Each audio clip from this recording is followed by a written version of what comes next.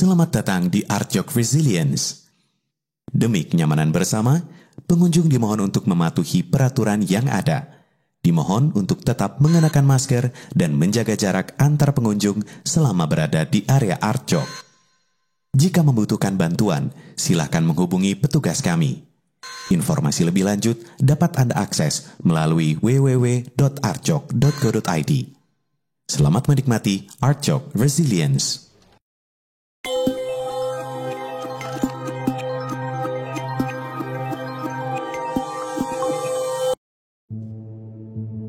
Halo, saya Heri Pemat dari Artjok. Artjok ini adalah cara kami untuk membuktikan bahwa kami itu ada, kami itu bisa, kami itu kuat. Dengan adanya keadaan pandemi seperti ini, di mana semua orang diminta untuk di rumah, semua orang diminta work from home, kemudian seniman mesti bekerja di studio, mesti bekerja di rumah begitu. Dan saya kira itu justru mendapat kesempatan banyak bahwa seniman itu bisa memaksimalkan waktu ini atau kesempatan ini benar-benar untuk mematangkan karyanya.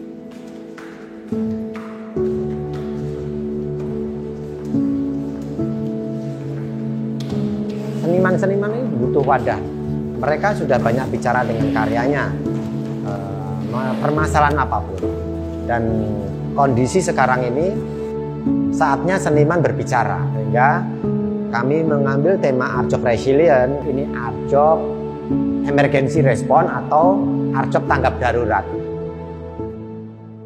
Kenapa Artjok ini harus ada? Yaitu jelas kita ingin menunjukkan bahwa kita ini kuat, bahwa kita ini bisa, bahwa kita itu juga punya pendapat, kita juga punya cara untuk menghadapi pandemi ini.